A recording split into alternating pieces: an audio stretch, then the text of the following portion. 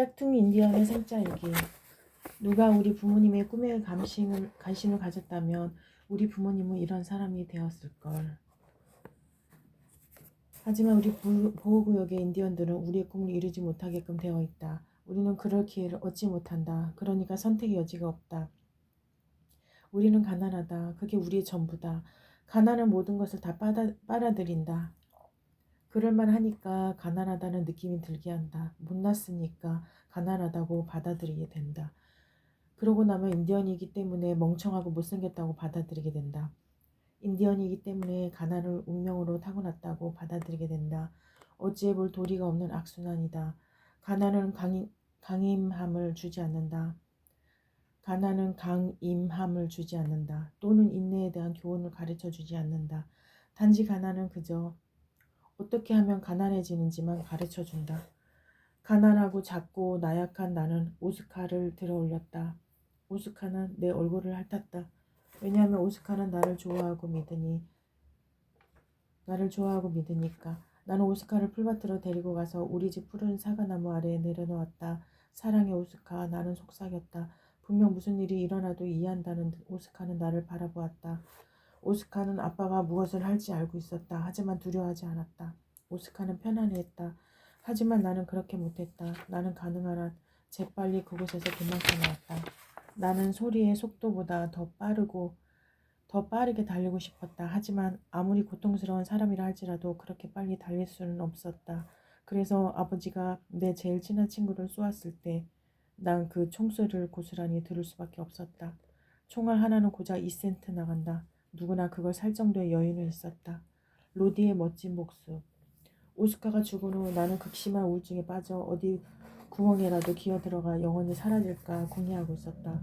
하지만 로디가 내게 구멍에서 나오라고 했다. 내가 사라진다고 해도 누가 알아차리는 사람도 없을걸. 그러니까 차라리 내가 끝까지 참는 게 나아. 그게 터프한 우정 아닌가. 로디는 인디언 보호구역에서 제일 터프한 아이다. 로디는 꼭 뱀처럼 생겼다. 몸이 가늘고 키가 크고 튼튼하다. 심장도 뱀처럼 튼튼하고 야비하다. 그래도 나를 걱정해주는 내 제일 친한 인간 친구다. 게다가 로디는 언제나 내게 진실만을 말해준다. 로디의 말이 맞다. 내가 사라진다 해도 아무도 날 그리워하지 않을 거다. 그래, 로디는 날 그리워하겠지. 하지만 날 그리워한다는 걸 결코 인정하지 않을 거다. 로디는 그딴 감정에 무지 인색하다. 로디, 우리 부모님과 누나, 할머니 말고는 아무도 나를 그리워하지 않을 거다. 나는 보호구역에서 아무것도 아니다. 0에서 0을 빼면 언제나 나 0이다. 그러니 답이 언제나 똑같은데 뭐하러 빼고 자시고 하겠는가. 그러니까 나는 그냥 참는다. 나는 견뎌야 한다. 그리고 로디도 생애 최악의 여름을 보내고 있으니까. 로디 아버지는 술고래에다가 시도 때도 없이 주먹질을 해대서 로디와 로디 엄마는 언제나 피를 질질 흘리며 시퍼런 얼굴로 돌아다닌다. 이거 물감이야? 그래야 더 터프해 보이거든. 로디는 널 그렇게 말했다. 내 생각엔 자기 상처를 절대 숨기려고 하지 않으니까 더 거칠어 보이는 것 같다. 로디는 멍든 눈에 터진 입술로 보호구역을 돌아다닌다. 오늘 아침 로디가 우리 집에 다리를 절뚝거리며 와서 의자에 파묻힌 듯 푹 앉아서는 탁자 위에 삔 발목을 올리며 희죽희죽 웃었다. 왼쪽 귀에 붕대를 감고 있었다. 머리가 왜 그래? 내가 물었다. 내가 말을 안 들었다고 아빠가 그러더니 술에 잔뜩 취해가지고는 내 귀를 좀 더 크게 만들어야겠다나. 우리 어머니와 아버지도 취한다. 하지만 때리지는 않는다. 절대로 우리 부모님은 때로 나를 무시하기도 한다. 때로 내게 고함을 치기도 한다. 하지만 절대로 나를 때리지는 않는다. 날 손바닥으로 살짝 친 적도 없다. 진짜로 우리 어머니가 가끔씩 나를 때리려고 손을 번쩍 들어 올리긴 했지만 아버지가 절대 그냥 내버려 두지 않았다. 아버지는 체벌을 좋아하지 않았다. 아버지는 싸늘한 눈길로 쳐다봐서 날 옴짝달싹 못하게 얼음장으로 만들어버리는 걸 좋아했다. 우리 집은 안전한 장소였다. 그래서 로디는 우리 집에서 대부분의 시간을 보냈다. 로디는 마치 우리 식구 같았다. 의형제이자 양아들 같았다. 너 인디언 페스티벌에 갈 거야? 로디가 물었다. 아니. 스포켄 부족은 1년에 한 번 노동절 주말에 인디언 페스티벌을 연다. 올해는 127번째로 노래, 승전춤, 게임, 만담, 우스갯소리, 기름에 튀김빵, 햄버거, 핫도그, 예술공예품, 그리고 수많은 음주 파티를 내놓을 것이다. 나는 조금도 가고 싶지 않았다. 춤추고 노래하는 건 멋지다. 사실 아름답다. 하지만 노래하고 춤추지 않는 인디언들은 다 겁이 났다. 춤도 못 추고 재능도 없고 음치인 인디언들은 대부분 술에 취하기 십상이고 만만해 보이는 사람들을 아무나 두들겨 팬다. 그리고 언제나 내가 제일 만만하다. 가자, 내가 지켜줄게. 로디가 말했다. 맞을까 두려워한다는 걸 로디는 알았다. 어쩌면 나를 위해 싸우는 일이 생길지도 모른다는 걸 로디는 알았다. 로디는 우리가 태어났을 때부터 나를 보호해 주었다. 우리 둘은 모두 1992년 11월 5일에 스포켄에 있는 쉐이크 리트 하트 병원에서 이 세상에 나왔다. 내가 로디보다 2시간 먼저 나왔다. 나 이리저리 꼬이고 망가져서 태어났고 로디는 미쳐서 태어났다. 로디는 언제나 고함치고 소리치고 발로 차고 주먹질을 해댔다. 엄마가 젖을 주려고 하면 로디는 엄마의 가슴을 때렸다. 계속 엄마 젖을 물어뜯었다. 결국 로디 엄마는 포기하고 로디에게 분유를 먹였다. 로디는 그때나 지금이나 달라진 게 별로 없었다. 14살의 여자의 젖가슴을 깨무는 것을 좋아하는 것 같지 않다. 하지만 대신 주먹질하고 발로 차며 으르렁거렸다. 로디가 처음으로 주먹질을 한 건 유치원에서였다. 로디는 눈싸움 도중에 초등학교 1학년짜리 3명과 붙었다. 녀석 중 한 명이 얼음 조각을 던졌기 때문이다. 로디는 그 아이들을 번개처럼 주먹으로 날려버렸다. 그리고는 싸움을 말리러 온 선생에게도 주먹을 날렸다. 선생을 다치게 하지는 않았다. 전혀. 단지 그 남자, 그러니까 선생은 화가 났다. 왜 그래, 뭐가 문제야? 선생이 고함을 질렀다. 전부 다요. 로디도 맞받아쳤다. 로디는 모두와 싸웠다. 로디는 사내와의 계집아야 할 것 없이 모두와 싸웠다. 남자 여자 할 것 없이 모두와 싸웠다. 로디는 길 잃은 강아지와도 싸웠다. 빌어먹어. 로디는 날씨와도 싸웠다. 로디는 비를 향해 사나운 주먹을 휘둘렀다. 진짜다. 왜 그래, 계집애처럼 인디언 페스티벌을 가자. 너 평생 집에 숨어 살 수는 없다고. 너 그러다가 괴물이나 뭐 도깨비가 될 거야. 누가 날 괴롭히면 어떡해? 내가 물었다. 그러면 내가 그놈들을 괴롭히지. 누가 날 놀리면 어떡해? 그럼 나도 놈들을 놀려주지. 그래, 넌 내 영웅이다. 페스티벌 가자, 제발. 로디가 얌전하면 그건 대단한 거다. 좋아, 좋아. 그래서 로디와 나는 페스티벌이 열리는 공터까지 5km를 걸었다. 어두웠다. 아마도 8시 정도 되었을 거다. 드럼치고 노래하는 사람들은 시끌벅적하고도 멋졌다. 난 신이 났다. 하지만 점점 체온이 내려가고 있었다. 스포켄 페스티벌은 낮에는 미치도록 덥고 밤에는 얼어 죽을 듯 춥다. 코트를 입고 올 걸 그랬어. 내가 말하자 로디가 말했다. 강해져야지. 내가 말했다. 닭춤 보러 가자. 난 닭춤 추는 사람들이 멋져 보였다. 왜냐하면 그 사람들은 정말 닭처럼 춤을 춘다. 여러분은 내가 닭을 얼마나 좋아하는지 이미 알고 있을 거다. 그건 시시하고 지루하잖아. 로디가 말했다. 그냥 잠깐 동안만 볼 거야. 그리고 나서 게임이나 뭐 그딴 거 보러 가자. 좋아. 로디는 이 세상에서 내 말을 듣는 유일한 사람이다. 우리는 주차되어 있는 승용차, 트럭, SUV, RV, 비닐 텐트, 사슴가죽 천막을 뚫고 나아갔다. 로디가 말했다. 야, 우리 술 좀 사자. 나 $5 있어. 취하지는 마. 너 취해.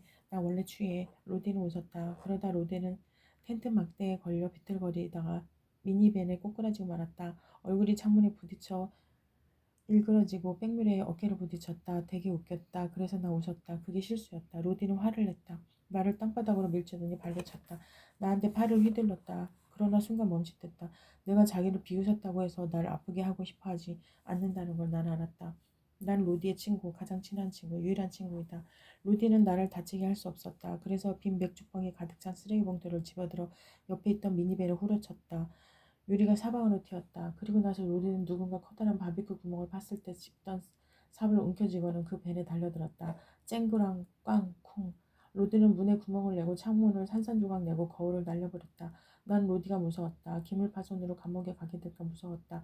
그래서 도망갔다. 그게 실수였다. 나는 앤드루스 쌍둥이 형제의 캠프로 곧장 달렸다. 앤드루스 형제들, 그러니까 존, 짐, 그리고 존은 역사상 최고로 사악한 쌍둥이 삼형제다. 삼형제 중 하나가 말했다. 어이 이봐, 이거 왕대가리 아니야? 그래, 그 짐승들은 나의 뇌가 이상이 있다는 걸 놀리고 있었다. 진짜 더럽게 멋지다. 아니야, 그의 왕대가리가 아니야. 그의 물대가리라고. 셋 중 누가 말을 했는지 모르겠다. 난 삼형제를 구별할 줄 몰랐다. 나는 얼른 달아나야겠다고 생각했다. 하지만 세 놈 중 하나가 나를 움켜잡고 다른 놈한테 나를 난폭하게 밀어냈다. 세 놈 모두가 나를 마구 앞뒤로 밀쳐댔다. 놈들은 나를 가지고 캐치볼 놀이를 하고 있었다. 왕대가리, 물대가리, 왕파리, 왕재수, 왕발. 나는 땅바닥에 쓰러졌다. 그러자 한 놈이 나를 일으켜 세워 먼지를 털어내더니 무릎으로 내 불알을 찼다. 난 내 사탕을 움켜쥐고 다시 쓰러졌다. 난 소리치지 않으려고 했다. 앤드루스 형제들은 낄낄 웃어대며 걸어갔다. 참 그런데 저 앤드루스 형제들이 30살이라고 내가 말했나? 어떤 30살 먹은 놈들이 14살 먹은 소녀를 때릴까? 천하의 불황당 같은 놈들. 난 다람쥐가 열매를 움켜쥐고 있는 것처럼 내 불알을 감싸진 제 땅바닥에 떼구리로 뒹굴었고 그때 로디가 걸어왔다. 누가 그랬어? 앤드루스네 쌍둥이. 놈들이 내 머리도 때렸어. 로디는 뇌가 약하다는 걸 안다. 앤드루스 쌍둥이들이 내 두개골에 수족관에 구멍을 냈다면 난 아마도 인디언 페스티벌 전부를 물에 잠기겠을지도 몰랐다. 머리 괜찮아? 근데 내 거시기가 끝장난 것 같아. 가서 그 짐승놈들 죽여버리겠어. 로디가 말했다. 물론 로디는 놈들을 죽이지 않았다. 하지만 우리는 앤드루스 캠프 근처에 새벽 3시까지 숨어 있었다. 앤드루스 형제들은 술에 취해 비틀거리며 돌아와 자기들 텐트에서 골아떨어졌다. 이윽고 로디가 몰래 숨어들어가 놈들의 눈썹을 밀어버리고 길게 따내린 머리를 잘라버렸다. 그건 인디언 남자한테 최악의 복수다. 머리를 기르는 데는 몇 년이 걸린다. 로디는 그걸 5초 만에 잘라버렸다. 로디의 복수에 내 가슴이 뻥 뚫렸다. 그것 때문에 로디를 좋아하다니 좀 미안하기도 했다. 하지만 복수도 꽤 기분이 좋다. 앤드루스 형제들은 누가 자기들 눈썹과 머리를 잘랐는지 알 수가 없었다.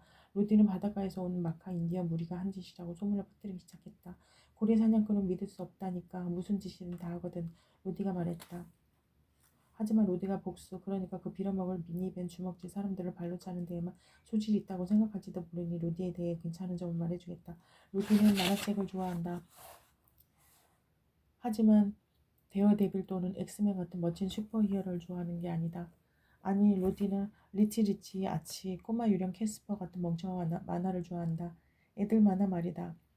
로디는 그 만화를 자기 방 옷장 벽 구멍에 숨겨둔다. 거의 매일 나는 로디의 집으로 가서 그 만화책들을 같이 읽는다. 로디는 빨리 읽지는 못한다. 하지만 꾸준하게 읽었다.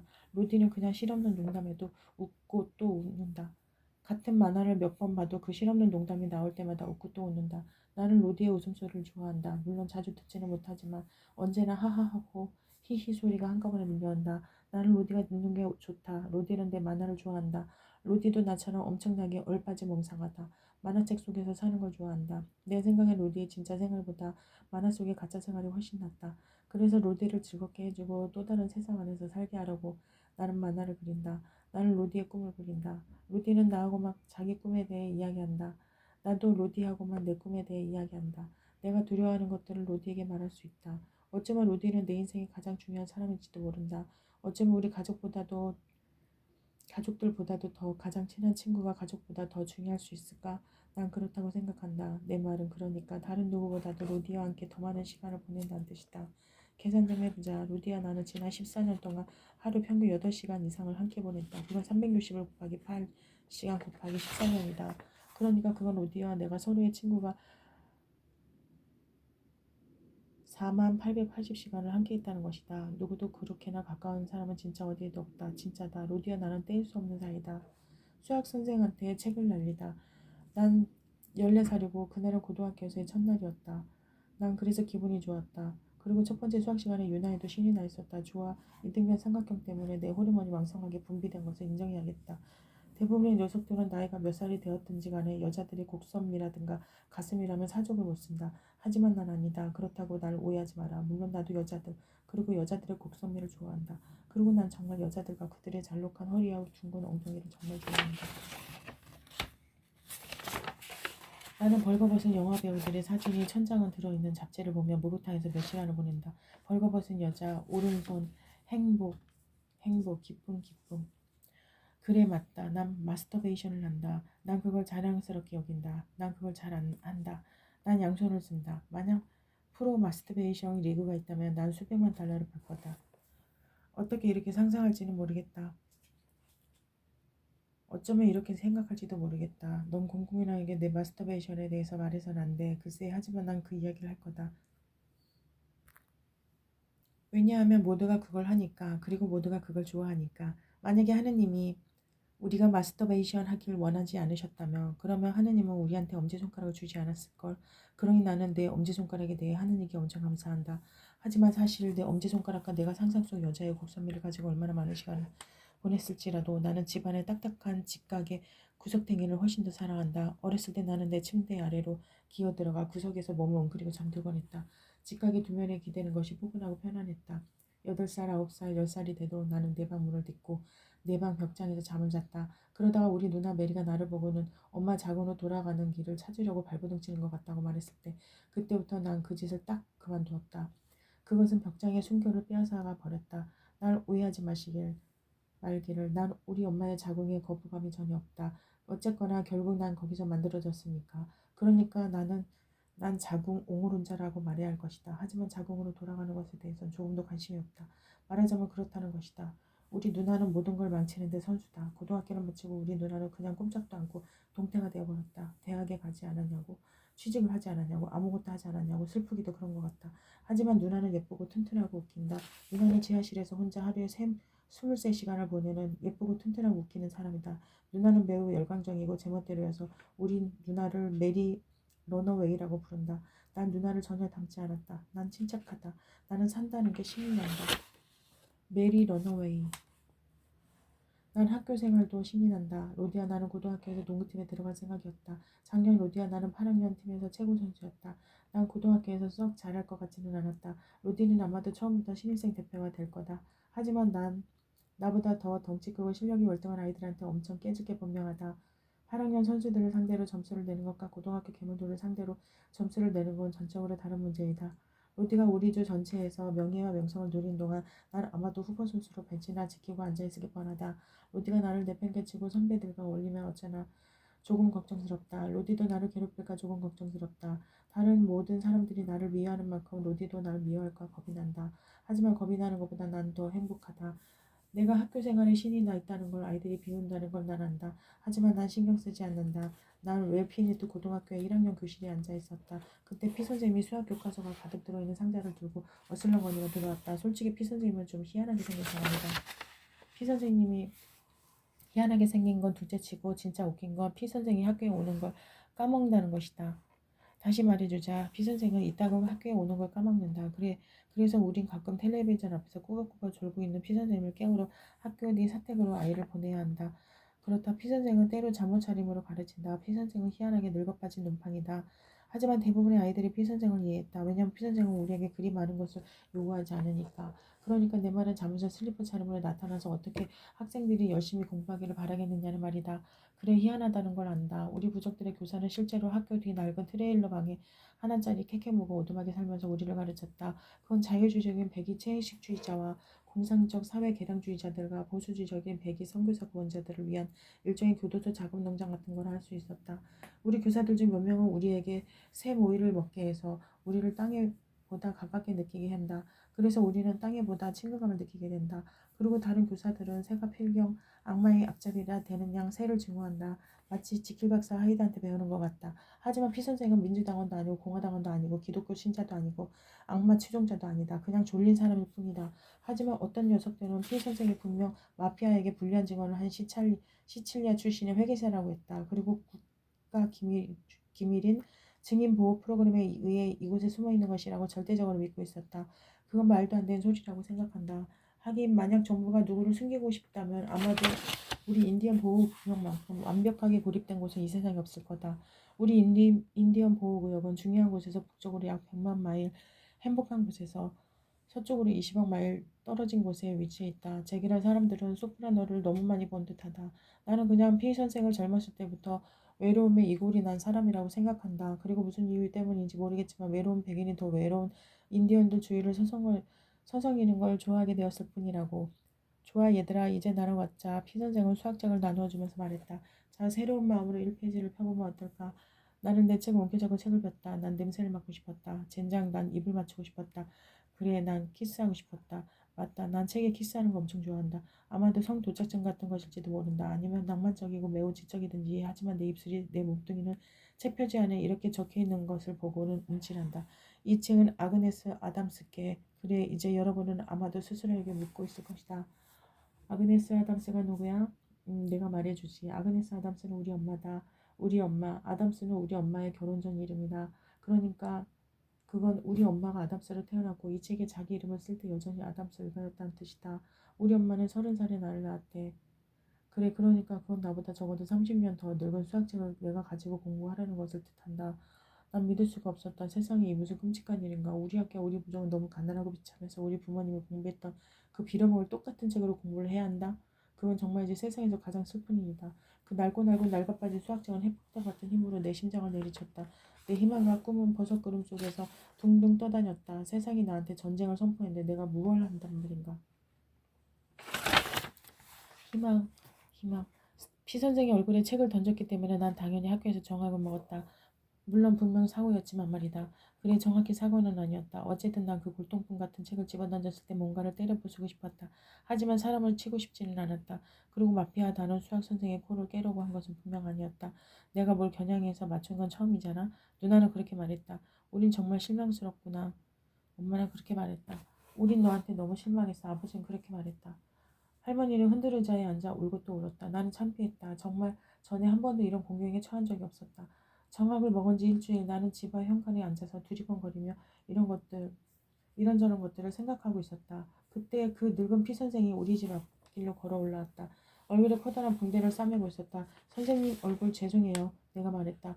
장학 저분은 정말 미안하구나. 내 뜻이 아니었단 걸 내가 알아주면 좋겠다. 정학 저분은 정말 미안하구나. 내가 피 선생한테 책을 던진 후에 나는 피 선생이 사람을 시켜 날 두들겨 팰 거라고 생각했다. 너무 지나친가? 피 선생은 내가 죽기를 바라지는 않았다. 하지만 태평양에 불시착한 비행기에서 내가 유일한 생존자가 되었다면 피 선생이 나를 신경을 썼을 거라고는 생각하지 않는다. 최소한 그들이 나를 감옥에 보낼 것이라고 나는 생각했다. 같이 앉아도 되겠니? 피 선생이 물었다. 물론이죠. 난 긴장되었다. 왜 이렇게 친절한 걸까? 나를 몰래 공격하려는 걸까? 수학책으로 내 코를 한 방 먹이려고 하는 것일지도 몰랐다. 이 늙은이는 오랫동안 아무 말도 하지 않고 그냥 앉아 있었다. 난 뭘 해야 할지 몰라. 무슨 말을 해야 할지 몰랐다. 그래서 선생님처럼 나도 그냥 조용히 앉아 있었다. 침묵은 엄청나게 묵직하고 리얼해서 현관 앞에 꼭 3명이 앉아 있는 것 같았다. 내가 그 책으로 날 외쳤는지 아니? 이윽고 피 선생이 내게 물었다. 비열한 질문이었다. 정확하게 답을 해야 한다는 걸 난 알았다. 안 그러면 피 선생은 화를 낼 테니까. 내가 멍청해서요. 너 멍청하지 않아. 틀렸다. 젠장. 나는 다시 시도했다. 선생님을 치려고 했던 게 아니에요. 벽을 치려고 했어요. 진짜 벽을 겨냥했었니? 제기랄. 피 선생은 나를 신문하고 있었다. 난 슬슬 열을 받기 시작했다. 아니요. 진짜 아무거나 겨냥했던 게 아니에요. 그러니까 난 뭔가를 치려고 했어요. 있잖아요. 벽이라든가 책상, 칠판, 죽은 거. 그러니까 살아있는 거 말고요. 나처럼 살아있는 거 아니면 식물 같은 거. 피 선생의 교실에 화분이 3개 있었다. 선생은 우리보다 그 식물들한테 말을 더 자주 했다. 식물을 때리는 것과 나를 때리는 것은 다르다는 걸 너 알고 있지? 그렇지? 선생이 물었다. 네, 알아요. 피 선생은 의심장하게 웃었다. 어른들은 모호하게 웃는 걸 잘한다. 그걸 배우러 대학에 가나?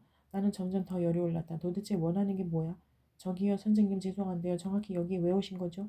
난 내가 알았으면 좋겠다. 그러니까 그 책으로 날 친 건 아주 나쁜 행동이야. 내가 무엇을 하려고 했는지는 문제되지 않아. 중요한 건 내가 그런 일을 했다는 거지. 넌 늙은이의 코를 부러뜨렸어. 그건 용서받기 어려운 일이야. 이제 피 선생은 나를 벌지로 하고 있었다. 하지만 그 늙은이의 주먹으로 나를 칠 수 없었다. 그래도 늙은이의 혓바닥으로는 나를 상처 줄 수 있었다. 하지만 난 너를 용서한다. 내가 아무리 원하지 않아도.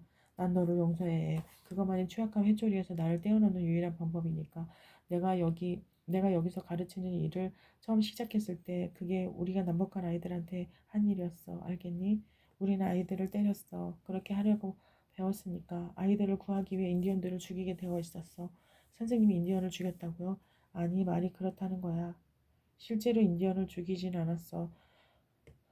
우린 너희들이 인디언 되기를 포기하게끔 만들게 되어 있었어. 너희들의 이야기, 언어, 춤, 모든 거. 우리는 인디언 사람들을 죽이려고 하지 않았어. 인디언 문화를 죽이려고 했었지. 제기랄 그 순간 난 피 선생이 꼴도 보기 싫었다. 피 선생한테 집어던질 빌어먹을 백화점 세트가 있었으면 했다. 나를 다치게 한 사람 모두에게 사과할 수는 없지만 난 너에게 사과할 수는 있다. 이건 뭐야? 그건 상당한 호투였다. 난 선생의 코를 부르렀다. 하지만 선생은 나한테 사과하고 있었다. 풋내기 선생이었을 때 난 수많은 인디언들 아이들에게 상처를 줬어. 뼈 몇 개 부러뜨렸을지도 몰라. 그런데 피 선생이 나한테 고백을 하고 있었다는 것을 나는 깨달았다. 그때는 시대가 달랐어. 나쁜 시기였지. 아주 나빴어.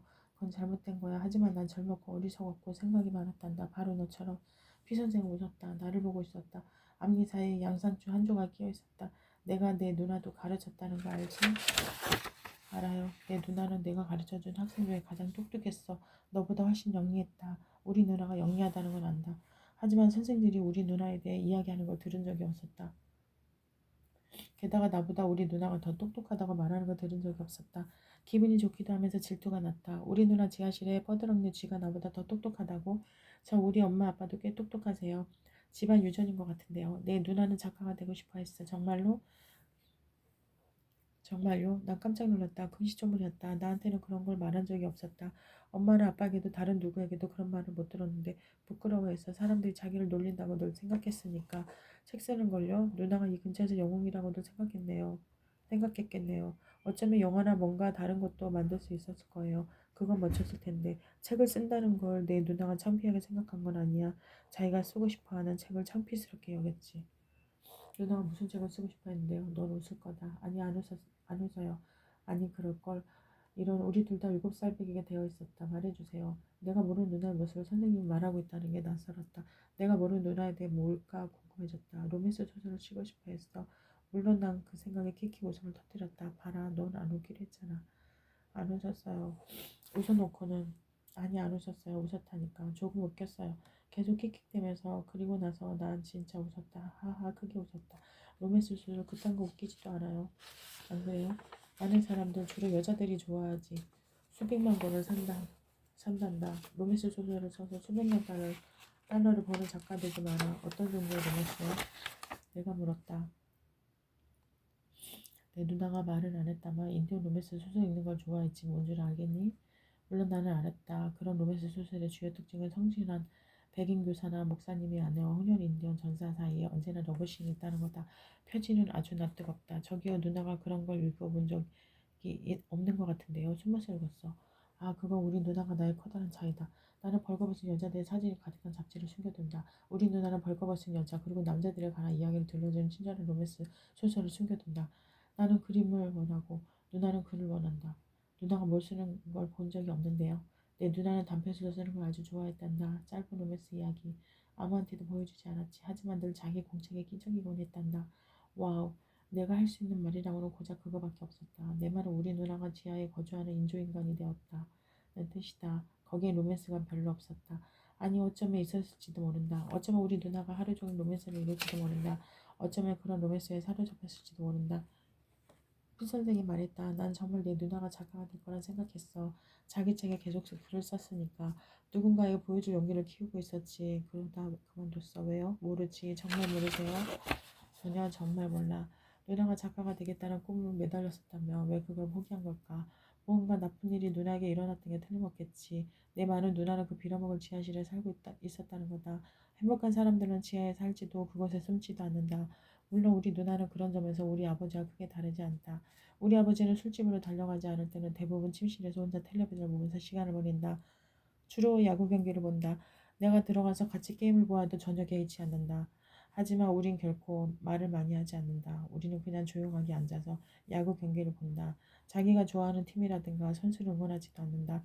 경기에 절대로 많은 반응을 보이지 않는다. 내 생각에 아빠는 우울한 것 같다. 내 생각에 누나는 우울한 것 같다. 내 생각에 우리 식구 전부 우울한 것 같다. 하지만 그래도 나는 왜 우리 누나가 로맨스 소설을 쓰고 싶은 자기 꿈을 포기했는지 그 이유를 정확히 알고 싶다. 그래, 내 말은 그러니까 그 멍청한 꿈 말이다. 어떤 인디언이 로맨스 소설을 쓰나 하지만 꽤 멋지다. 우리 누나의 책을 읽는다는 게 아주 마음에 든다. 서점에 가서 커다랗고 멋진 소설 표지에 누나 이름이 적혀있는 걸 본다는 게 근사하다. 메리 런 어웨이의 스포켄 강의 열기. 그거 진짜 멋지겠다. 아직도 책을 쓸 수 있어요. 삶을 바꿀 시간은 언제나 있으니까요. 내가 말했다. 난 거의 개그를 하고 있었다. 조금도 믿지 않을 말을 짓거리고 있었으니까. 자기 삶을 바꿀 수는 없다. 그건 절대 불변이다. 제게를 어쩌면 내가 로맨스 소설을 쓰려 하고 있었는지도 몰랐다. 피 선생이 말했다. 메리는 눈부시게 빛나는 별이었어.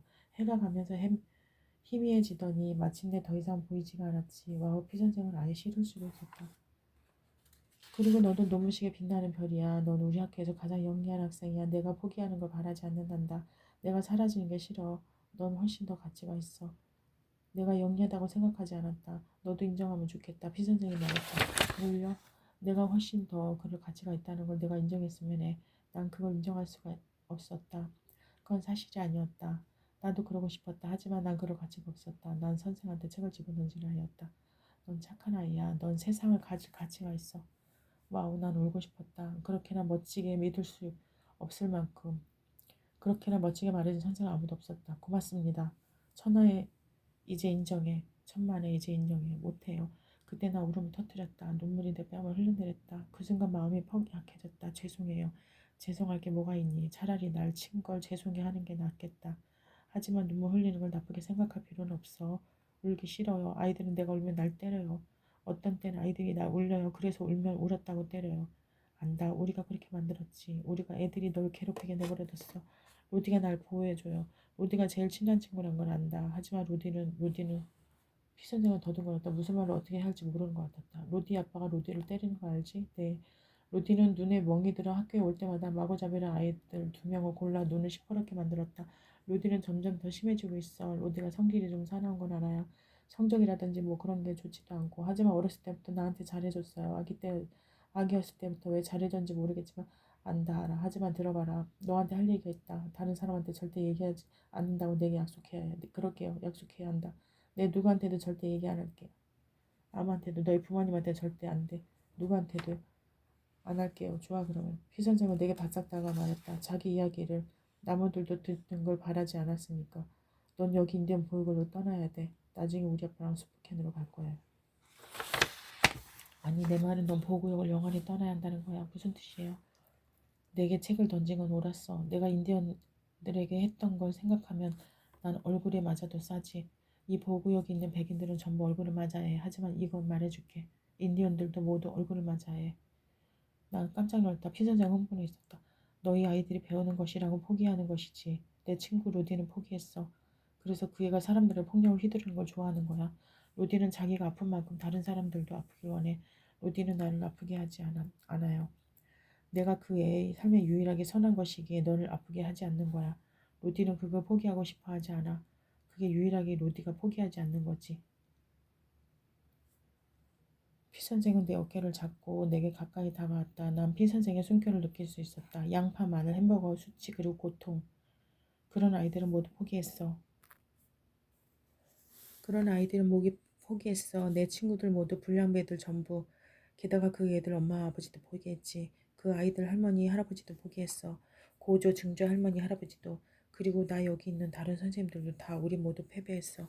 피 선생은 울고 있었다. 난 믿을 수가 없었다. 술 취하지 않은 어른이 우는 건 본 적이 없었다. 넌 아니야. 넌 포기할 수 없어. 넌 포기하지 않을 거야. 내 안에 어딘가가 포기하지 말라고 했기 때문에 넌 그 책을 내 얼굴에 던진 거야. 난 피 선생이 무슨 말을 하고 있는 건지 몰랐다. 아니 난 알고 싶지도 않았다. 젠장 그건 나 같은 아이에겐 너무 큰 부담이었다.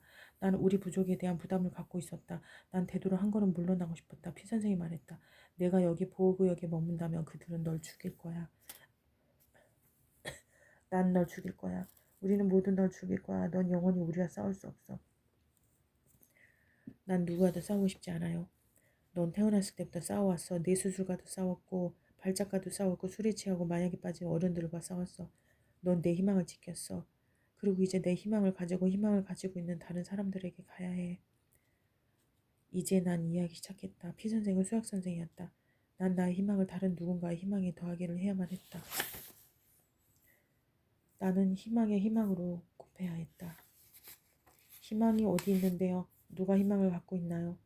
얘야, 이 슬프고 처절하고 비참한 보호구역으로부터 멀리 더 멀리 떠나갈수록 너 희망을 더 가깝게 찾을 수 있을 거다. 가는 건 가는 거다. 피 선생이 가고 난 후 나는 오랫동안 현관 앞에 앉아서 내 삶에 대해서 생각했다. 제기를 도대체 나보고 뭘 하라는 거야. 내 삶이 완전 똥통에 빠진 것 같았다. 엄마랑 아빠가 일을 마치고 돌아왔을 때 무척이나 당황스럽게 느껴졌다. 어이 우리 아들. 아빠가 말했다. 다녀오셨어요? 준이요 왜 그렇게 우울해 보이냐? 뭐가 그리 슬퍼? 엄마가 물었다. 엄마는 뭔가 낌새를 알아차렸다. 나는 어떻게 말해야 할지 몰랐다. 그래서 제일 중요한 질문을 시작했다. 누가 최고의 희망을 가지고 있어요? 엄마 아빠는 서로의 얼굴을 바라보았다. 이윽고 부모님은 서로의 눈을 들여다보았다. 마치 안테나가 있어서 서로에게 무선 통신 신호를 보낸 것 같았다. 마침내 두 분 다 나를 다시 돌아보았다. 빨리요. 누가 제일 큰 희망을 가지고 있냐고요. 백인들. 부모님은 동시에 말했다. 그렇게 말할 줄 알았다. 그래서 난 부모님이 놀라 자빠질 소리를 했다. 난 전학 가고 싶어요. 헌터스에 가고 싶다고 엄마가 말했다. 그건 인디언 보호구역의 서쪽 끝에 있는 가난한 인디언과 더 가난한 백인 아이들이 다니는 또 다른 학교였다. 물론 인디언들보다 더 가난한 백인들이 사는 곳도 있다. 아니요. 스프링데일에 가고 싶다고? 아빠가 물었다. 그건 제일 가난한 인디언과 찢어지게 가난한 백인들이 아이들이 다니는 인디언 보호구역 경계에 있는 학교였다. 물론 세상에는 생각할 수 있는 것보다 훨씬 더 가난한 백인들이 사는 곳도 있다. 나 리어단에 가고 싶어요. 리어단은 부자 백인 농촌인데 우리 보호구역에서 정확히 35km 떨어진 밀박 한가운데 자리 잡고 있다. 그리고 내가 알기로 리어단은 차를 몰고 지나가는 인디언들을 모조리 막아 세우는 농부들과 무식한 백인 노동자, 인종주의자 경찰로 가득 찬 작은 시골 마을이다. 내가 어렸을 때 아빠는 인디언이 운전하고 있다는 이유만으로 일주일 동안 수십 번도 검문관서에 걸린 적이 있었다. 그래도 리어단에는 학교가 하나 있는데 우리 주에서 규모는 제일 작아도 컴퓨터실과 거대한 과학실험실, 드라마 클럽 그리고 야구 경기장이 있었다. 리어단에 다니는 아이들은 대체로 영리하고 운동을 잘했다. 그 애들은 최고다. 난 리어단을 가고 싶어요. 난 다시 한 번 말했다. 내가 그런 말을 하고 있다는 게 믿어지지 않았다. 내게 그건 마치 이렇게 말하는 것과 같았으니까. 나 달나라에 가고 싶어요. 정말이야? 부모님 물었다. 네. 언제 가고 싶은데? 지금 당장이요, 내일. 정말이야? 너 설마 방학까지는 기다릴 수 있겠니? 아니면 내년까지 새롭게 시작해.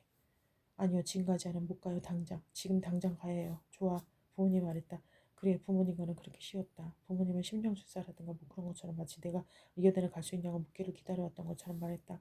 내 말은 그러니까 내가 희한하고 야망의 큰 여성인 걸 알아서 내가 엄청나게 희한한 짓을 하리라 예상을 했던 것 같았다는 거다. 사실 리어단으로 전학간다는 건 진짜 희한한 생각이다.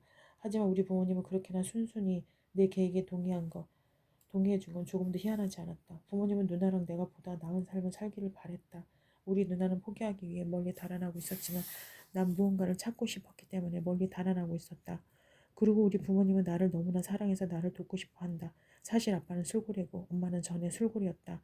그러나 적어도 자식이 술고래가 되기를 바라지는 않는다. 내가 리어단에 다니는 건 힘들 거야. 우리가 거기로 이사갈 형편은 안 돼. 게다가 여기에서 거기까지 가는 학교 버스도 없잖아. 아빠가 말했다. 내가 아마 보국으로 떠나는 첫 번째 사람이 될 거야. 여기 인디언들이 너를 미워할 거야. 엄마가 말했다. 제게라 우리 친척들은 아마 날 고문할 거다.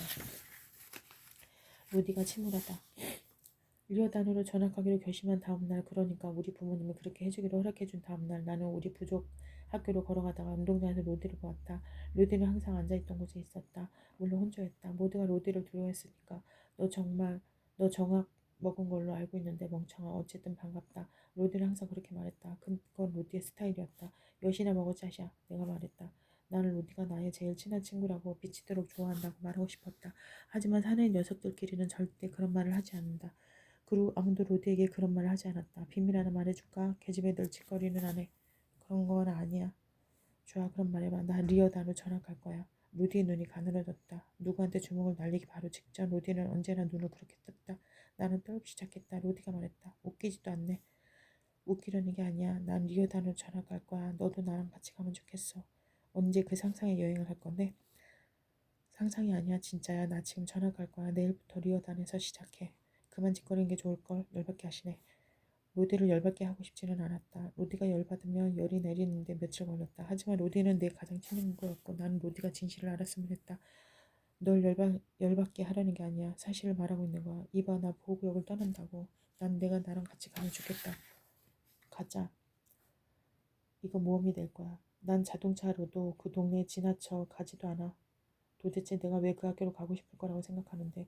로디는 자리에서 벌떡 일어나 나를 노려봤다. 그러더니 바닥에 침을 뱉었다.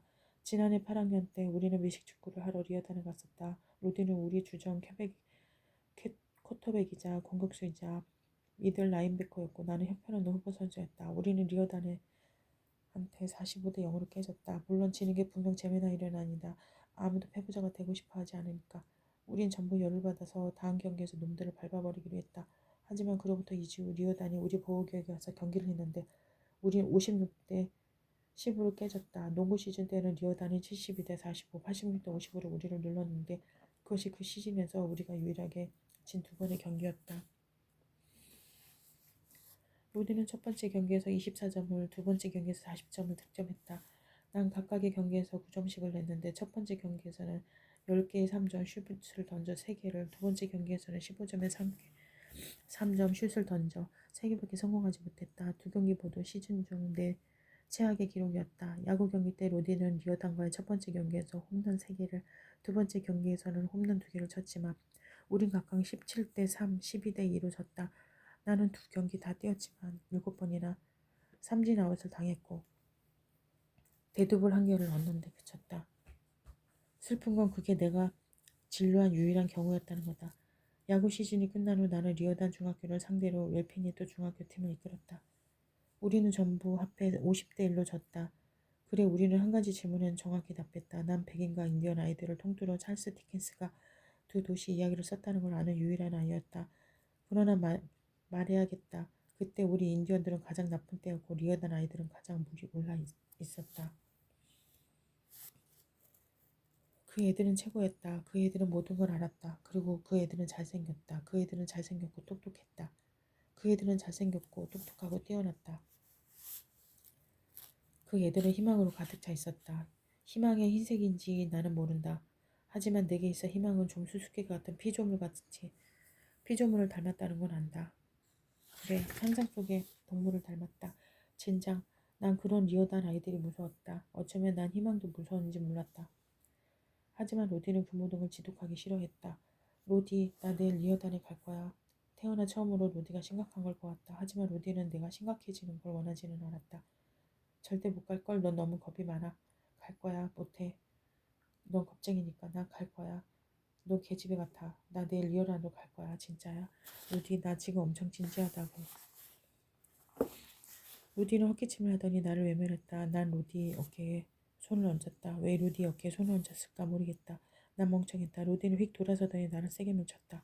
손대지 마, 이 지지나 호모 새끼. 로디가 고함을 쳤다. 내 마음은 로디야 내가 가장 친한 친구였던 헬스만큼 14조각으로 갈기갈기 갈라졌다. 나는 울기 시작했다. 그건 전혀 놀랄만한 게 아니었다. 하지만 로디는 울기 시작했다. 로디도 울기 시작했다. 그건 로디가 싫어하는 것이었다. 로디는 눈물을 훔치더니 자신의 축축한 손을 뚫어져라 바라보며 비명을 질렀다. 분명 보호구역 안에 있는 사람 모두가 그 소리를 들었을 것이다. 그건 최악이었다. 그건 고통이었다. 생생한 고통. 로디 미안해 미안해. 로디는 계속 비명을 질렀다. 나랑 같이 가면 되잖아. 넌 내 제일 친한 친구잖아. 로디는 비명을 그쳤다. 하지만 눈은 여전히 이글이글 불타고 있었다. 로디가 큰 소리로 외쳤다. 넌 언제나 내가 나보다 낫다고 생각했어. 아니야. 난 이 세상 사람도 전부 나보다 낫다고 생각했어. 난 바닥이야. 왜 가는 건데? 가야 해. 떠나지 않으면 난 죽을 거야. 난 다시 로디의 어깨에 손을 얹었다. 로디는 주춤했다. 그래, 난 다시 로디의 어깨에 손을 얹었다. 난 도대체 어떻게 대먹은 바보일까? 난 제일 친한 친구한테 주먹으로 얼굴이나 맞는 그런 바보였다. 퍽, 로디는 나에게 주먹을 날렸다. 퍽, 난 땅으로 쓰러졌다. 퍽, 코에서 불꽃처럼 피가 튀어나왔다. 난 로디가 가고 난 다음에도 한참 동안 땅바닥에 있었다. 멍청하게도 난 내가 꼼짝 않고 있으면 시간도 꼼짝 않고 있으리라고 생각했다. 하지만 결국 난 일어나야 했다. 일어섰을 때 난 알았다. 내 제일 친한 친구가 내 최악의 적이 되었다는 사실을. 괴물들과 싸우는 방법. 다음날 아침 아빠는 리어단까지 35km를 차로 데려다 주었다. 난 무서워요. 나도 무섭다. 아빠는 나를 꼭 안아주었다. 아빠의 숨결에서 구강 청정제와 라임 보드카 냄새가 났다. 너 이럴 필요 없어. 언제든 다시 보호구역 학교로 돌아가도 돼. 싫어요. 해야 해요.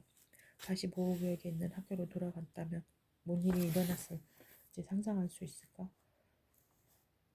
난 물매를 맞았을 거다. 난 팔다리가 부러졌을 거다. 난 십자가에 못 박혔을 거다. 자기 종족을 배반하고 고작 10분 후에 다시 마음을 바꿀 수는 없었다. 나 일방통행 다리 위에 있었다. 내가 원한다 할지라도 돌아갈 길은 없었다. 아빠가 말했다. 이것만 기억해라. 저 백인들은 너보다 나을 게 없어. 하지만 아빠는 엄청 틀렸다. 자신이 틀렸다는 것도 아빠도 알았다. 아빠는 승리자를 위해 세워진 세상에 살고 있는 패배자 인디언 아들의 패배한 인디언 아버지였다. 하지만 아빠는 나를 무척이나 사랑했다. 아빠는 나를 보다 더 세게 껴안았다. 이건 대단한 거야. 넌 정말 용감해. 넌 전사야. 그건 아빠가 내게 할 수 있는 최고의 말이었다. 자, 여기 점심 사 먹을 돈이다. 아빠는 내게 1달러를 내밀었다. 우린 무료급식을 먹을 만큼 가난했다. 하지만 난 유일한 인디언이자 자선이 필요한 불쌍한 비렁뱅이가 되고 싶지는 않았다. 아빠 고마워요. 사랑한다. 나도 사랑한다. 좋은 기운이 났다. 나는 차에서 내려 정문으로 걸어갔다. 정문은 잠겨 있었다. 그래서 그냥 혼자 길 위에 서서 멀어져가는 아빠를 바라보았다. 아빠가 곧장 집으로 가기를 술집에 들러 그나마 남은 돈을 쓰지 않기를 바랬다. 방과 후 나를 다시 데려가는 걸 아빠가 잊지 않았으면 했다. 나는 혼자 꽤 오랫동안 전문에 서 있었다. 꽤 이른 시간이었고 내 눈은 로디의 작별 인사 덕분에 시퍼렇게 멍들어 있었다. 아니 보랏빛, 파란빛, 노랑 그렇게 멍들어야 있어 마치 현대판 예술 같았다. 이윽고 백인 아이들은 학교에 도착하기 시작했다. 아이들은 나를 에워쌌다. 그 아이들은 그냥 흰백이 아니었다. 그 애들은 투명했다. 피부 아래로 파란 정맥의 강물처럼 흐르는 게 보였다. 대부분의 아이들이 나와 비슷하거나 나보다 작았다. 하지만 거기엔 10명 내지 12명의 괴물놈이 있었다. 거대한 백인 녀석들, 그 애들은 소년이 아니라 거의 청년이었다. 분명 나이가 더 많은 게 틀림없었다.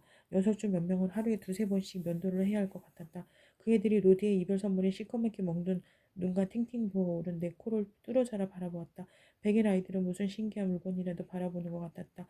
나를 원시인이나 외계인처럼 바라보았다. 난 리어단에서 뭘 하고 있는 거지? 아, 난 리어단의 유일한 마스코트 인디언. 졸업생과 가반수 대학에 가는 졸업생의 과반수가 대학에 가는 인종차별주의자 마을 리어단에서 나는 무엇을 하고 있는 것일까? 우리 식구 중에는 대학 근처에도 가본 사람이 없었다. 리어단은 우리 보호구역과 정반대였다. 리어단은 우리 식구와 정반대였다. 난 그것을 알았다. 그 아이들 모두 그걸 알았다. 젠장 인디언들은 다 그래. 그렇게 무가치하고 바보가 된 느낌으로 나는 기다렸다. 이윽고 수위가 정문을 열자 아이들은 모두 안으로 어슬렁어슬 들어갔다. 난 밖에 있었다. 어쩌면 학교를 왕창 빼먹을 수도 있었다. 운둔자처럼 숲속에 들어가 살 수도 있었다. 진짜 인디언들처럼. 물론 나는 땅에서 자라는 많은 식물에 알레르기가 있기 때문에 머리에 콧물이 가득 찬 진짜 인디언이 되겠지. 좋아, 내가 간다. 나 혼자만 갔다. 난 학교 안 교무실로 걸어가 내 이름을 사람들에게 말했다. 아, 내가 인디언 보호구역에서 온 아이구나. 사무실에 있던 여자가 말했다. 네, 인디언 보호구역을 좋다고 생각하는 것인지 나쁘다고 생각하시는지 알 수 없었다. 내 이름은 멜란다란다. 리어단 고등학교에 온 걸 환영한다. 여기 내 시간표가 있어. 학교 규칙 책자 한 권. 임시 학생 중 그랜트 선생님이 네 담임 선생님이란다. 서둘러 내려가는 게 좋을 걸. 넌 늦었어. 네? 거기가 어딘데요? 내가 물었다. 여긴 복도가 하나밖에 없단다. 멜란다는 웃으면서 말했다. 멜란다는 빨간 머리에 초록색 눈동자, 나이든 여자치고는 꽤 섹시했다. 왼쪽으로 쭉 내려가라. 나는 그 서류를 내 배낭에 밀어넣고 서둘러 교실로 내려갔다. 난 문 앞에서 잠깐 멈춰 섰다. 이윽고 문 안으로 들어갔다. 모두가 그러니까 학생들 전부 그리고 선생님이 하던 일을 멈추고 나를 바라보았다. 모두 그렇게 한참을 바라보았다. 마치 내가 고약한 낯이라도 되는 것처럼. 네 자리에 앉아라. 선생님 말했다. 선생님은 근육질이었다. 분명 축구부 코치임에 틀림없었다. 나는 책상 사이를 걸어가 뒷자리에 앉았다. 아이들이 나를 바라보며 수군거리는 걸 난 모른 채 하려고 했다. 이윽고 금발의 여자애가 나를 향해 몸을 기울였다. 페넬로페. 내 이름은 페넬로페. 그래, 페넬로페라는 이름의 사람이 살고 있는 세상이 아직 남아있었다. 난 심장이 확 터질 것만 같았다. 너 이름이 뭐니? 페넬로페가 물었다. 주니어. 페넬로페는 쿡 웃으며 옆자리 친구에게 내 이름이 주니어라고 했다. 그의 둘 다 킥킥거리며 웃었다. 질문 금세 퍼져나갔고 모두가 킬킬 웃어댔다. 아이들은 내 이름을 비웃었다. 난 주니어가 희한한 이름이라고 생각하지 않았다. 그건 우리 보호구역 아니 어떤 보호구역에서도 흔한 이름이었다. 미국에 있는 인디언 보호구역의 중심 광장 어느 곳에 가서 이봐 주니어하고 소리치며 17명의 남자들이 돌아볼 것이다. 그리고 여자들 3명도. 하지만 리어단에는 주니어라는 이름을 가진 사람이 없었다. 그 멍청한 이름을 가진 사람이 나 하나뿐이었기에 나는 비웃음의 대상이 되었다. 문득 선생님이 출석을 체크하며 내 이름 불렀다. 때문에 난 보다 작아진 느낌이었다. 아놀드 스피리트. 선생님이 내 이름 불렀다. 선생님은 엄청난 거구의 근육질이어서 조용히 속삭이는 것도 꼭 무슨 비명을 지른 것 같았다. 네, 나는 얼른 대답했다. 하지만 내 속삭임은 그저 속삭임일 뿐이었다. 크게 네, 내가 대답했다. 내 이름은 그랜트다. 네, 그랜트 선생님. 선생님은 다음 학생을 호명했다. 페넬로페는 다시 내 쪽으로 몸을 기울였다. 이번에 얼굴에 웃음기가 없었다. 화가 나 있었다. 난 내 이름이 주니어인 줄 알았는데 페넬로페가 말했다. 내 진짜 이름을 말해주지 않았다고 나한테 뭐라고 했다. 그러니까 그건 내 완벽한 이름이 아니었다. 내 이름은 아놀드 스피리트 주니어였다. 하지만 아무도 날 그렇게 부르지 않았다. 모두가 그냥 주니어라고 부른다. 그러니까 인디언들은 모두 다 나를 주니어라고 부른다는 말이다. 내 이름은 주니어야. 아놀드도 내 이름이야. 주니어, 아놀드 둘 다 내 이름이야. 내 몸 하나에 다른 두 사람이 있는 것 같았다. 아니 마법사가 내 몸을 반으로 나눈 것 같았다. 스포켄 강의 북쪽에 사는 주니어, 남쪽에 사는 아놀드. 넌 어디서 왔니? 페넬로페가 물었다. 페넬로페는 꽤 예뻤다. 눈동자는 짙은 파란색이었다. 문득 페넬로페가 내가 가까이에서 본 최고로 예쁜 여자애라는 생각이 들었다. 페넬로페는 영화배우 같았다. 야, 어디서 왔냐고. 페넬로페는 터프했다. 엘피니트 보호구역 위쪽, 내 말은 인디언 보호구역. 아, 그래서 그렇게 웃기게 말하는구나. 그래, 난 말더듬이에 혀가 짧았다. 하지만 난 또 그 노래하는 듯한 보호구역 억양 때문에 내가 말하는 건 재수없게도 시를 낭독하는 것 같았다. 제길 난 화가 났다. 그래서 6일 동안 다른 말은 하나도 하지 않았다. 그리고 7번째 날 내 생애 최악의 주먹 싸움을 했다. 하지만 최악의 주먹 싸움 전에 말할 게 있다. 비공식적이고 문서화되지 않은 스포킨 인디언 주먹 싸움 규칙. 하지만 다른 게 좋다. 안 그러면 두 배로 열나 만난다. 1. 누가 나 욕하면 그놈과 싸워야 한다. 2. 누가 나 욕할 것 같으면 그놈과 싸워야 한다. 3. 누가 날 욕한다는 생각이 들면 그놈과 싸워야 한다. 4. 누군가 우리 가족, 친구들 욕하면 또는 우리 가족이나 친구들을 욕하려고 하는 것 같으면 그놈과 싸워야 한다. 5. 여자는 절대로 싸워서는 안 된다. 그 여자가 우리 가족, 친구들을 욕하면 그러면 그 여자하고 싸워야 한다. 6. 누가 우리 아버지나 어머니를 때리면 우리 아버지나 어머니를 때린 그 아들이나 딸과 싸워야 한다. 7. 우리 어머니나 아버지가 누군가를 때린다면 분명 그 사람의 아들 혹은 딸과 싸움이 터진다. 8. 인디언 사무소에서 일하는 사람의 아들이나 딸을 골라 언제나 싸워야 한다. 9. 인디언 보호구역에 사는 백인의 자식들과는 늘 싸워야 한다. 10. 반드시 싸워야 할 사람과 싸우게 된다면 내가 먼저 주먹을 날려야 한다. 왜냐하면 그게 내가 던질 수 있는 유일한 주먹이니까. 11. 어떤 싸움에서라도 우는 사람이 지는 것이다. 나는 이런 규칙들을 알고 있었다. 모조리 외우고 있었다. 나 이런 규칙에 따라서 살아왔으니까. 3살이었을 때 난 처음으로 주먹 싸움을 했고 그 후로 수십 번을 싸웠다. 내 평생 기록은 5승 112패다. 그래, 난 머저리 같은 싸움꾼이었다. 난 인간 펀치백이었다. 사내야의 계집아이 나보다 훨씬 어린 꼬마들과 싸워서 졌다. 미카라는 골목대장은 나보고 직접 내 몸을 때리라고 했다. 그래, 그 아이는 나보고 내 얼굴을 3번 때리라고 시켰다. 나는 역사상 자기 자신과 싸워진 유일한 인디언이다. 그래, 이제 여러분도 이 규칙을 알았으니 난 웰피니트의 작은 표적에서 리어단의 보다 큰 표적이 되었다는 것을 말해야겠다. 좋아, 단도직입적으로 말하자. 그 예쁜 백인 여자아이들은 다 나를 무시했다. 하지만 그건 괜찮았다. 인디언 여자아이들도 나를 무시했으니까 난 익숙했다. 그래, 솔직히 대부분의 백인 남자들도 나를 무시했다. 하지만 내게 남다른 관심을 보이는 덩치 큰 운동선수 리었던 남자애들이 있었다. 그 애들은 누구도 내게 주먹을 날리거나 폭력을 쓰지 않았다. 어쨌거나 난 보호구역에서 사는 인디언이었다. 내가 아무리 희한하고 약해 보여도 난 잠재적인 킬러였다. 그래서 대부분의 아이들은 나를 이렇게 엄청난 이름으로 불렀다. 그래, 그런 별명들 진짜 재수없다. 유별나게 덩치 큰 녀석이 나를 욕했을 때 솔직히 그건 참을만 했다. 그래도 어쨌거나 난 놈들이 그렇게 못하게 해야 했다. 안 그러면 난 영원히 주장 계집의 인디언으로 알려질 테니까. 안진왕조 젊어서부터 탁월한 지도력을 발휘한 인디언 전사로 각지의 전투에서 명성을 떨치고 1867년 인디언 전체의 최고 주장이 되었다. 톤토 인디언의 한 부족, 레드스킨, 북미 인디언을 경멸적으로 부르는 말. 하지만 난 두려웠다. 그런 아이들과 주먹 싸움이 두렵지는 않았다. 엄청나게 싸워왔으니까. 그 애들과 싸워지는 게 두렵지도 않았다. 난 싸웠다 하면 거의 졌으니까. 난 그 괴물들이 나를 죽일까봐 두려웠던 것이다. 죽인다는 은유적인 표현을 말하는 게 아니다. 그것은 때려 죽인다는 뜻이다.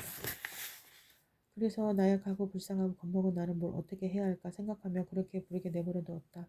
거구 로저가 너무 지나치지만 않았다면 아마 그렇게 계속 내버려 두었을지도 몰랐다.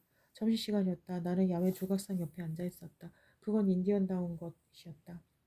난 천문학자처럼 하늘을 올려다보고 있었다. 환한 대낮이라는 거, 망원경이 없다는 것만 빼고 그러니 역시 난 바보다.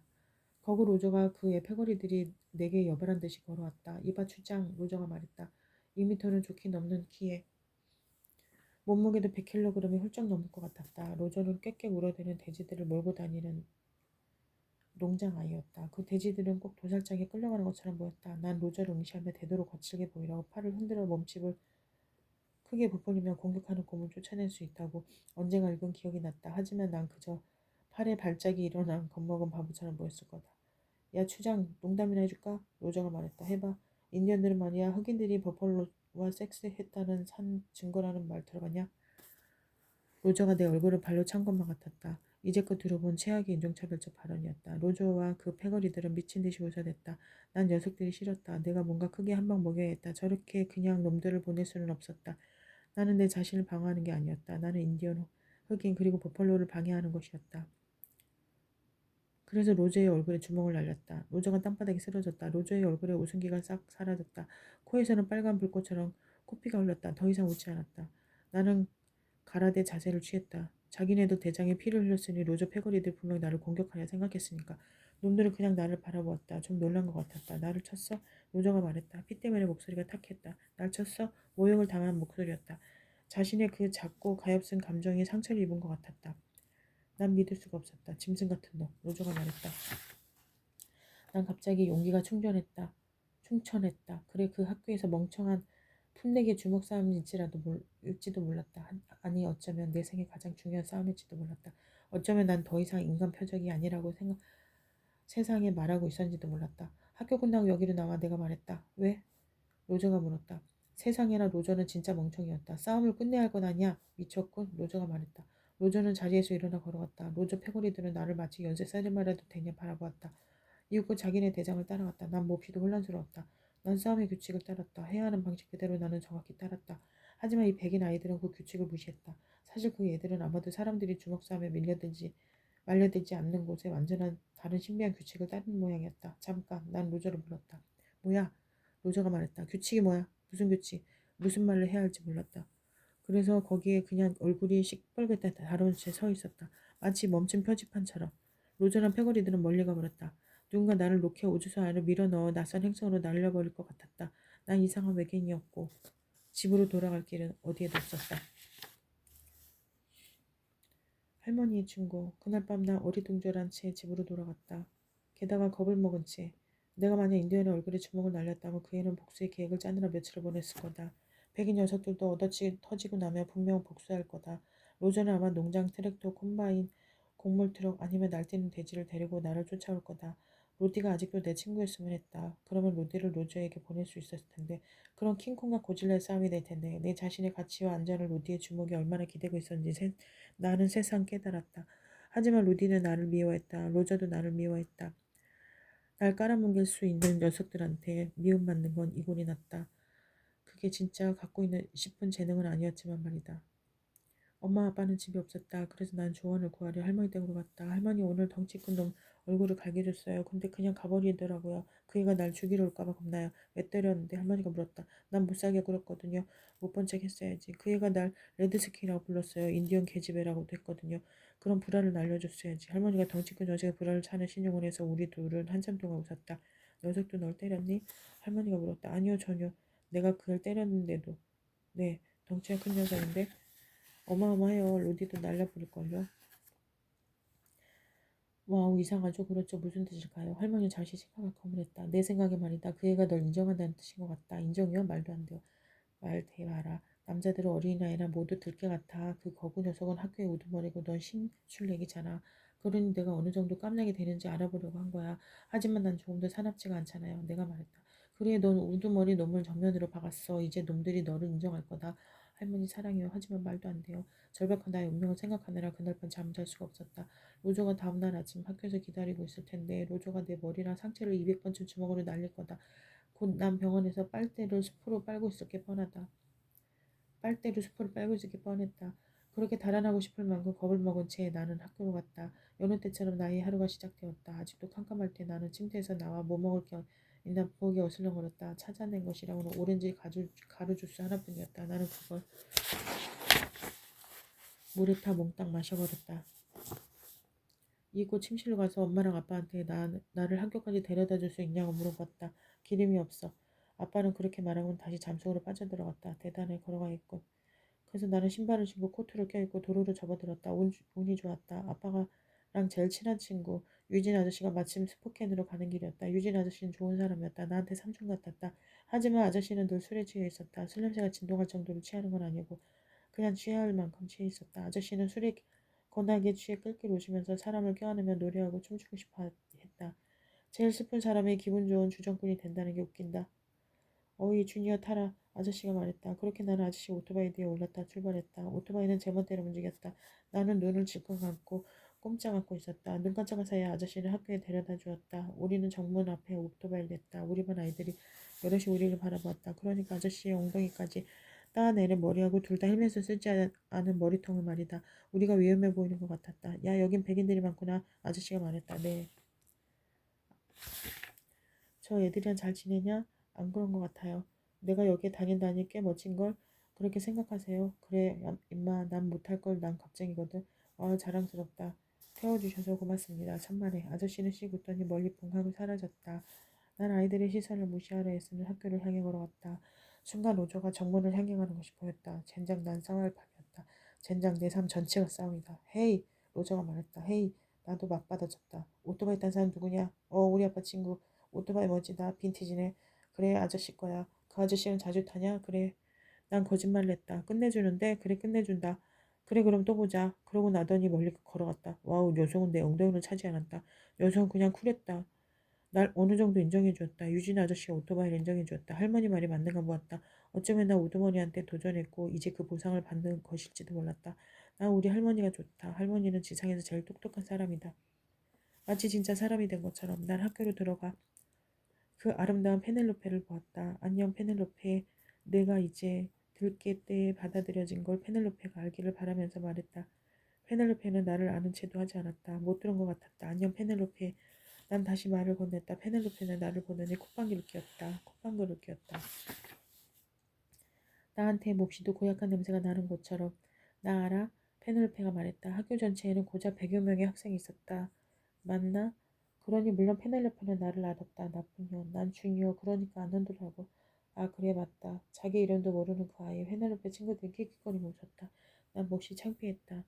나 왕에게 대단한 인상을 심어줬는지도 몰랐다. 하지만 여왕이 나를 증오했다. 할머니가 모든 걸 다 알고 있지는 않은 것 같았다. 얼뜨기의 눈물.